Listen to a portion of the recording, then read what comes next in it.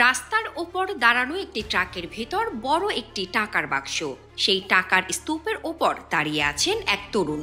তিনি বাক্স থেকে মুঠো মুঠো টাকা তুলে হাওয়ায় ছুড়ে দিচ্ছেন, চারপাশে যেন টাকার বৃষ্টি। কিন্তু আশ্চর্যের বিষয়, কেউই সেই টাকার পেছনে দৌড়াচ্ছেন না। কেবল একজন মাটি থেকে কয়েকটি নোট তুলে নিচ্ছেন। বাকিরা নির্বিকার মুখে হেঁটে চলে যাচ্ছেন। মনে হচ্ছে টাকার আর কোনো মূল্যই নেই তাদের কাছে।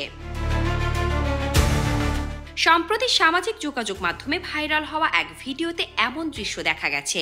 জানা গেছে ঘটনাটি ভেনেজুয়েলার একটি সিটি স্কোয়ারে ধারণ করা হয়েছে। স্থানীয় সংবাদ মাধ্যম জানিয়েছে, দেশটি বহুদিন ধরে বহুবার অতি মুদ্রাস্ফীতির কবলে পড়েছে। অর্থনীতি এমন পর্যায়ে পৌঁছেছে যে কাগজের টাকা এখন কাগজের চেয়েও মূল্যহীন। যেখানে একসময় $1 কেনা যেত এক কাপ কফি, এখন লাগছে পুরো এক ব্যাগ নোট।